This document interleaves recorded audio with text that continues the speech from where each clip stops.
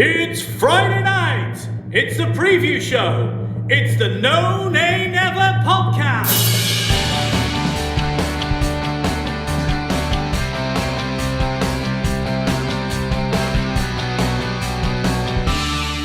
Hello and welcome to the preview show brought to you by the No Nay Never podcast. I'm your host, Natalie Bramley, but joining me as ever is the main man himself, the headliner of the preview show, and that is, of course, Dave Statman Roberts. Dave, how are you, sir? How was your international break? Another international break. Yeah, that's three we've had so far this season. They're actually quite useful for me because although I enjoy preparing and everything, doing the research for the preview show, it does give me a little bit of a break having a week off without doing it. So they've been timed quite well so far this season. Amen to that. We all love doing fan-led content, but it does definitely feel like it's quite nice when you have a week off, and I do get very lazy and I always have to get kicked to get back into it. Producer Matt always pesters me to do none and never admin when we've got a week off, and I never do. I'm always like, nope, I'm having a week off, I'm not doing anything. Well, we went into the international break, Dave, with some fantastic results. Our first one of the season and that fantastic away point at Chelsea. So the Clarets are riding high at the moment. We're still in the bottom three, but life is certainly looking a little bit rosier than it was a couple of weeks ago. Yeah, if you look at the results, I think we lost to Manchester City. That's our only league defeat in the last six, I think it is. We've obviously drawn games within there and just had the one win. But things are looking up a little bit. Hopefully we can build on that this weekend with a home game. That would be very, very nice. Well, before we get into all of that, Dave, we need to obviously get on with the show because we've got lots of things to tell our listeners. And we're going to start off, of course, by giving everybody the answers to the quiz question which we set for our listeners, which was just before the international break. So, listeners, you've had plenty of opportunity to have a think about this one and submit some answers. The question being, of course, which Burnley player made his debut for the club in the 3-2 away win at Stamford Bridge in August 2017. Dave, who was that? Well, although it was the start of a brand new season, Burnley didn't have any debutants in the starting 11 for that memorable match at Stamford Bridge against Chelsea, but there was one player who had been signed in the summer who came off the bench to make his debut, and that was, the answer, Jonathan Walters. John Walters. Now, I didn't get this one right. It took me by surprise to this particular answer. Did any of our listeners get it right, Dave? Well, we had quite a few wrong answers, as we tend to have, but a couple of our regular quizzes got in touch with the correct answer, and they were Adrian Caton and John Robertson. But obviously well done to them, and well done to anyone else who knew the answer but was too shy to get in touch. Very, very true. And don't not be shy anymore. Get yourselves over here. Get yourselves over here and start submitting the answers. We do like to hear them, so don't be shy, people. Now, do stay tuned because we are, of course, going to have another quiz question for you at the end of this particular show. So stay tuned, and Dave will see what corker he can set us for this week. Premier League head to head. Now, let's move on, Dave, because, of course, we are here for a very good reason. We are here to preview the Clarets' next home game, which is this weekend, where we carry on where we left off and get ourselves back on the scoring sheet and winning form in the Premier League. And it is, of course, Crystal Palace at home, Saturday, the 20th of November. It's 3 p.m. kickoff, and once again, not televised anywhere in the UK. Dave, why don't you kick us off by delving into the history of this fixture with the Premier League meetings? Yeah, well, in 6 past Premier League meetings between the two teams at Turf Moor, there's yet to be a draw. Honours are even, as Burnley have won 3 and Crystal Palace have won 3. Despite taking an early 2-0 lead in the match in January 2015, with goals from Ben Mee and Danny Ings, Palace came back and won 3-2. With a late winner from Dwight Gale. Burnley then won the next 2. We snatched a dramatic victory with a late winner in November 2016. That was through Ashley Barnes in injury time. And then we won by a solitary goal in September 2017, which is going to be the subject of this week's memory match very shortly. Palace then won their next 2 visits to Turf Moor. They were both in 2019. There was a 3-1 win for them in March of that year, followed by a 2-0 win in November. Going back to the corresponding fixture from last season, though, Burnley won that one thanks to a first-half goal from Chris Wood in a match which was played behind closed doors almost exactly 12 months ago. That was on the 23rd of November, 2020. Indeed. Memory match! Well, what was that memory match then, Dave? Which one have you picked for our listeners this week? Well, there were 3 recent wins to choose from, but we've plumped for the match which took place towards the start of the memorable 2017-2018 season. Crystal Palace had a horrendous start to 2017-18, and it didn't get any better for them at Turf Moor, as a wayward back pass from Chung Yong Lee was intercepted by Chris Wood, who was able to advance and place a shot past Wayne Hennessy, who was playing for Palace at the time, at the B-hole end, to give Burnley a very early lead in just the 3rd minute. It stayed that way, and I don't think we were in any real danger in that game, but it stayed 1-0, and that result meant that Palace had lost all 4 of their opening Premier League games that season without even scoring a goal. Ultimately, Frank de Boer, their manager, was relieved of his duties, and Roy Hodgson was appointed in his place. They did actually go on to lose their next 3 games. I think they had some tough fixtures after us, but they managed to survive that season. They've stayed in the Premier League ever since. Indeed. On this day! What about on this day then? I know you would like to highlight what's happened in previous years on the date of this specific fixture. What is going on this week? Well, Burnley, we've won 6 of our previous 17 matches we've played on the 20th of November. Following 2 draws and 1 defeat, we registered a couple of comprehensive home wins. We beat Spurs 5-0, that was in 1926. That included a George Beale hat-trick. And then there was a 4-0 win over Southampton in 1937, helped by another hat-trick, this time from Jimmy Steen. Burnley lost the first post-war match on 20th of November. That was a 3-0 loss to Wolves at Molineux in 1948. And following a 2-2 draw at Sunderland in 1954, we notched the 3rd of our 6 victories on this date in 1965, as 2 second-half goals from Andy Lockhead and another from Willie Irvine helped us to come from behind to beat Aston Villa 3-1 at Turf Moor. Between 1968 and 1993, Burnley failed to win any of the 5 matches played on this date.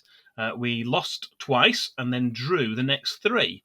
However, in 1994, a match which was televised live by ITV in the Granada and Yorkshire regions saw the Clarets register a 4-2 victory over Sheffield United. Victory number 5 was a 2-0 home win over Rotherham United. That was in the FA Cup second round in 1999. And our 6th and final win on this date was 5 years later in 2004, when Robbie Blake scored the only goal in a 1-0 away win over Brighton and Hove Albion at the Withdean Stadium. There's only been one other Burnley match on this date since then, and that was a 1-0 defeat. That was at Coventry City in 2010. So to summarise, our overall record on the 20th of October is played 17, won 6, drawn 6 and lost 5, with 28 goals for and 20 against. Wow, some stats in there. Can't believe how sporadic those results have been in that particular one. Club Connection! Club Connection now. Now, we have been, for the first half of this season anyway, bringing the Club Connection section on the previous show, where we look at the players who spent time at both clubs and focusing on one player in particular. Now, normally, we open it up to you to see which suggestions you would like us to review. Dave, did we do that this week? Yeah, we didn't do a poll. We just left it open for suggestions, and we got a few suggestions. And based on the suggestions we did have, it seemed to be a tale of 2 goalkeepers. And I couldn't decide between them, so I'm going to try and play to the crowd and feature both of them. That's Nick Makopoulos and Gabor Karai, and they're going to be our featured players, plural, 2 of them, for this week's Club Connection. One player, Dave. One player. One player. Well, I didn't want to disappoint our listeners. Well, you disappoint me every single week when you go rogue. Roberts goes rogue. Well, I remember obviously both of these keepers, and these are definitely a blast from the past. So why don't you go ahead? If you're going to pick 2, we might as well let you finish. Go on. What's going on? Yeah, first of all, Nick Makopoulos was born in Karditsa in Greece in February 1971, and after beginning his career at Apollon Larissa, he spent 8 years at PAOK Thessaloniki before being snapped up by Burnley in 2000. That was just after our promotion. He made his debut in a League Cup match against Crystal Palace, but came to prominence with a stunning performance in a 1-0 away win at Huddersfield Town. He only played in that match as Paul Crichton had been delayed by traffic. In total, he played 93 times for Burnley over the course of 3 seasons between 2000 and 2003, and also played a handful of games on loan at Crystal Palace. That was in 2002. He also earned 15 caps for his country between 1995 and 2002, and it's fair to say that he was somewhat of a cult hero at Turf Moor, although he did see his erratic side in some heavy defeats in his final season with us. Meanwhile, Gabor Kiraly was born in Szombathely in Hungary in April 1976. And after starting out playing in Hungary and then in Germany, he was signed by Crystal Palace in 2004. He spent 3 years in London, but signed for Burnley in May 2007 after his release by Palace. Despite some good performances, he was never fully able to oust Brian Jensen for the number 1 position. He's probably best remembered for wearing his trademark grey tracksuit bottoms. He only ever made 29 appearances for Burnley before being released at the end of the 2008-2009 season. He then returned to Germany with 1860 Munich and also went on to play for Fulham briefly, as well as Haladas in Hungary. He continued to play international football until 2016 and became the oldest player to take part in the Euros when he played for Hungary in Euro 2016. And he also, in total, played 108 times for his country. Of course, there's also a third goalkeeper who's played for both clubs, who wasn't on the list of players that was posted to Twitter, and that's Wayne Hennessy from Burnley's current squad. I update the players at the end of each season, which is why he wasn't on there yet, as he didn't make his Burnley debut until this season's Carabao Cup game. That's the only game he's played so far, where he was the hero in the penalty shootout against Newcastle United. Indeed. Well, that obviously brings us to the end of the first half of the show, which we've already looked at some of the history surrounding this fixture, but it's time to return to the present. Dave, why don't you bring us right back up to date, starting with our scouting report. Scouting report! Yeah, 45-year-old Patrick Vieira took over from Roy Hodgson at Selhurst Park over the summer. He's someone who has plenty of Premier League experience on the playing side, and although he spent several seasons in a development role at Manchester City before taking charge of New York City FC in the MLS and then Nice in League One in France, this is the first time he's managed in England. In the most recent transfer window, Palace brought in 25-year-old Danish central defender Joachim Andersen, who'd been on loan at Fulham last season from parent club Lyon. They also signed 23-year-old striker Odsonne Edouard. He'd been prolific for Celtic in the SPL. As well as bringing in Conor Gallagher on loan from Chelsea, Palace also signed 21-year-old central defender Marc Guéhi from Chelsea on a permanent basis. Palace have played with a 4-3-3 formation for the majority of the season to date. In their most recent Premier League game at home to Wolves, they had Gaeta in goal, new signings Anderson and Guéhi in central defence. They were flanked by Joel Ward on the right and Tyrick Mitchell on the left. Cech Koyate was in defensive midfield role, with James McArthur and Conor Gallagher just in front. And their front three consist of Christian Benteke leading the line, supported by Wilfried Zaha and Odsonne Edouard. In terms of injuries, Joachim Andersen is a doubt, and Eberechi Eze, one of their younger stars coming through, he's still short on match fitness. Will Hughes may come back into contention. 21-year-old midfielder Conor Gallagher is one to watch this weekend. On loan from Chelsea and having made his full debut for England during the international break, he's far and away Crystal Palace's highest FPL point scorer so far this season. He leads the way with 62 from Wilfried Zaha, who's on 48, with goalkeeper Vincente Gaeta just behind on 43. As a comparison, Matt Lowton still leads the way as Burnley's highest FPL point scorer this season with 38. Okay, Dave, referee, who is the man in the middle, please? Who are we going to be having as our official this week? Well, Swindon-based official, that's 39-year-old Simon Hooper, will be back in charge of a Burnley match this Saturday. I'm not sure why, but he didn't referee any of our games last season. The last time he refereed a Burnley game was for a 1-0 win, and that was at Crystal Palace in June 2020. If you remember in that game, Ben Mee scored the only goal in a fixture which took place behind closed doors towards the end of the 2019-20 season, which was part of Project Restart. In total, Burnley have won 8, drawn 2, and lost 2 of the previous 12 games he's taken charge of, which is certainly one of the better records out there when you compare it with some of his colleagues. He's also tended to keep his red cards in his pocket and hasn't sent any players off in those previous 12 matches. The video assistant referee this Saturday will be Graham Scott. Excellent. Statman Dave's Stat of the Week. Well, I know you don't want to leave it there, Dave, because I know you like to treat our listeners. So why don't you delve, I think it is, isn't it? Delve deep into those pockets of yours and let our listeners have your miscellaneous stat of the week. Well, over the past couple of games, we've been able to put an end to a couple of unwanted and long-running stats, both in terms of Burnley's long wait for a home league win, which we achieved against Brentford, as well as that unusually long wait for a sub to score a goal in a Premier League match, which thankfully ended when Matej Vydra scored the equaliser at Chelsea before the international break.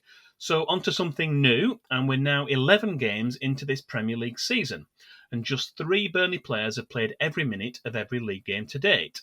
They are goalkeeper Nick Pope, as well as defenders James Tarkowski and Matt Lowton. However, James Tarkowski is one of 3 players who are just 1 Premier League yellow card away from a suspension, the other 2 being Ashley Westwood and Josh Brownhill.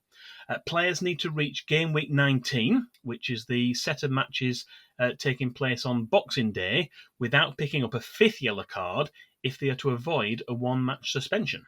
Excellent. I feel, and I'm sorry to put you on the spot, Dave, but I pricked my ears up a little bit on that because I feel like that might be quite an unusual stat for us because I would have thought that at this stage in the season we'd have had more than 3 players who've played every league minute of every game. That feels like it's quite low. I think, there's others who've played every game, but not necessarily played the full 90 minutes. So I think Dwight yes, that's McNeil, what I mean. Yeah, no, that's what I mean. It's like I would have expected that figure to be more, and I wonder if it has been more in previous seasons because we just don't have that bigger rotation of players. I probably didn't make that point very clear, but I expected that figure to be bigger than 3. Yeah, I think likes of Ben Mee having been out, and it perhaps we maybe had 4 or 5 in previous seasons. We've been a little bit disjointed, but I think we've got the bulk of the squad fit, which is good going forward. Certainly in this run up to Christmas. Yeah, definitely. Anyway, just pricked my thought up to that. I was just like, oh, that's quite unusual. How are you feeling about the game then, Dave? Obviously, we're a little bit buoyed by some better performances and some results going our way. Palace is not going to be, by any stretch of the imagination, an easy game. They are flying high this season and actually look pretty impressive. But we are at home and we are flying high in confidence. So how are you feeling about this one? I think we've got to go in with some confidence. As we say, we've had the couple of really good results prior to the international break, getting that first victory and then getting a really good point away at Chelsea as well. And even the games before that as well. Obviously, we lost to Man City, not as heavily as we had done in previous seasons. We'd had other draws in there as well. Good draw at Leicester. So I think we've got to have some confidence, particularly with it being a home game. But you're right, it won't be easy. Palace have had a decent start to the season. New manager Bounce perhaps coming in, some new signings gelling into the side, and they've done really well. So we'll have to be on our guard, and hopefully, if we can put in the same sort of performance we did against Brentford, then we'll be confident we can get a positive result on Saturday. Yeah, definitely. Do you see us winning then, or do you think we're gonna have a draw again? I know I like to always ask you these questions because I don't know how you're gonna react. I'm going to go for a narrow victory. I think we're going to win 1-0. Excellent. And I would like to point out as well that last previous show, the Chelsea game, I got the prediction right. I said it was going to be 1-1. You did. And I got it right. I very rarely get it right. I also think we're going to win, but I'm going to be a little bit more goal happy than you are. I think we're going to win. I don't think we'll keep a clean sheet because I just think Palace are quite dangerous. But I'm going to say we're going to win 2-1. I think Woody's going to score again, and I think actually, did you think he scored for New Zealand, didn't he, during the week? So his He got scored twice, didn't he? Yeah. So he'll be on form, which is obviously going to be really good for us. And I always predicted Ben Mee header because I just love a Ben Mee header. So I'm going to go 2-1. 2-1 to the Clarets. Listeners, let us know what you think your prediction is for the weekend. We want the goal, please. We want goal scorers, and we want to know how they scored. We've had some hilarious responses in our email inbox recently about this one, so do keep them coming. They entertain me and Matt massively during the week, make me chuckle quite a lot. Regular listeners who've sent those funny ones, you know who you are. So keep them coming. You can tweet us at nonanever.net. You can leave a comment on our Facebook page, or you can email us at previewshow@nonanever.net. Do you want an injury update as well? Well, we've got an injury update. Yes, I was just about to jump into FPL updates then, but yes, please can we have an injury update?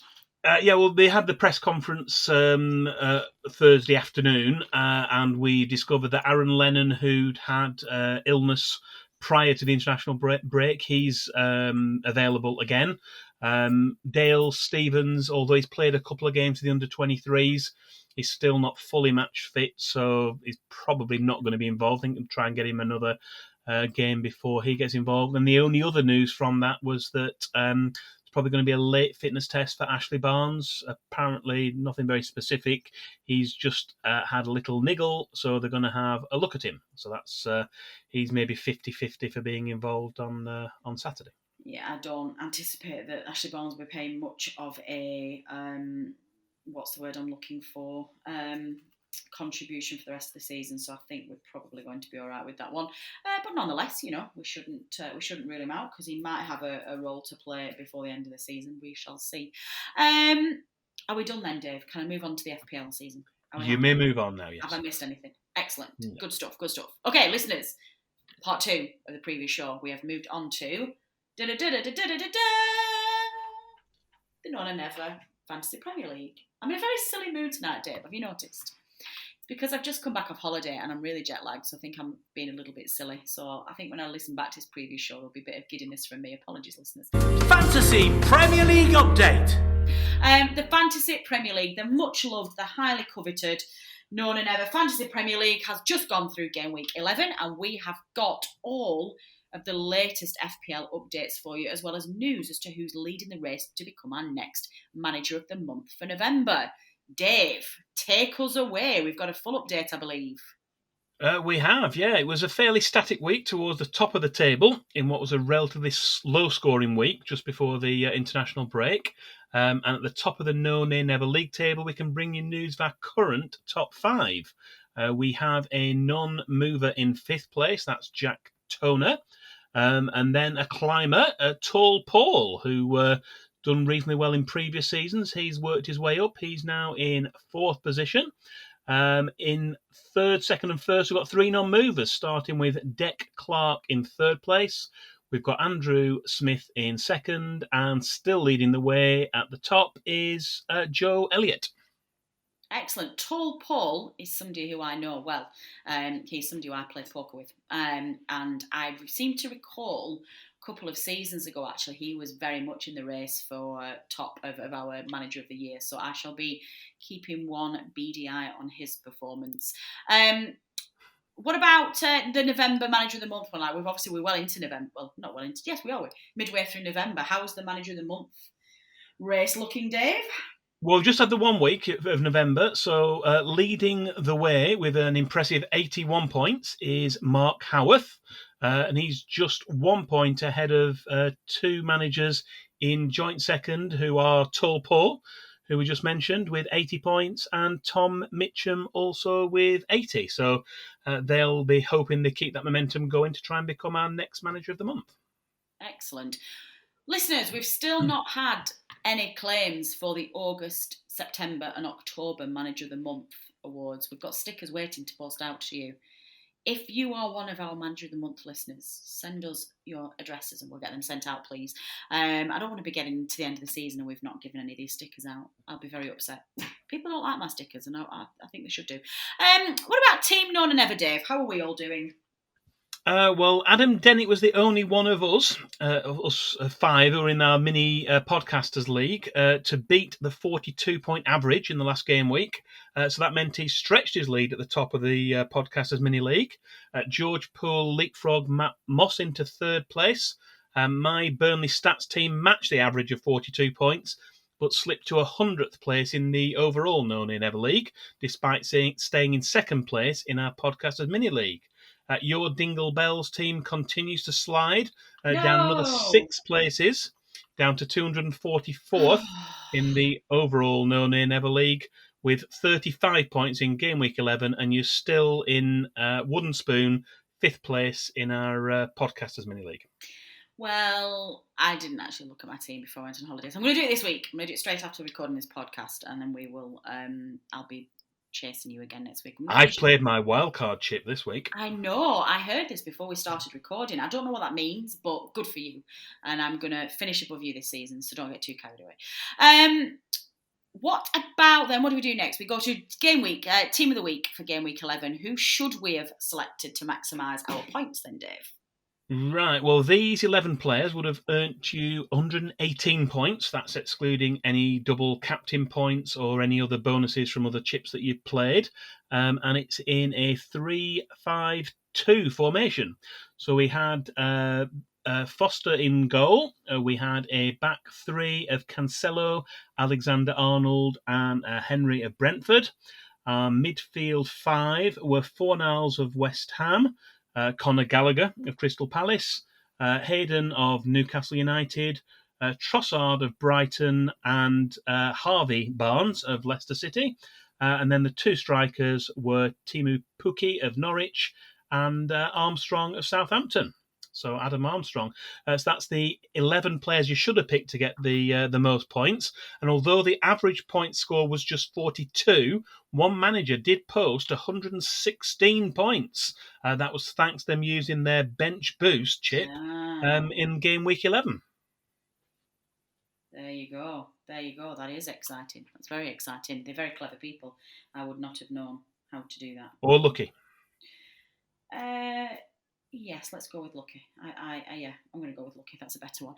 Well, we're going to have another FPL update in our next episode for you, which will be for our home game against Spurs, which will take place a week on Sunday. So in the meantime, FPL managers, keep it going. Good luck. Use your magic beans and send me some hints and tips. Not you, Adam Dennett, but everybody else. Send me some hints and tips. That'd be great. Thanks. Statman Dave's quiz question. Are we going to close out the show this week, Dave, with the quiz question? Now, obviously, you set quite a cheeky one before the international break. What have you decided to set our listeners this week?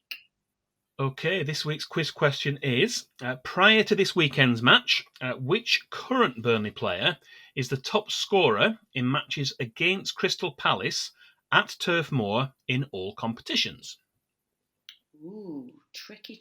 Prior to this weekend's match, so you're going to have to get your answers in before Saturday 3:00.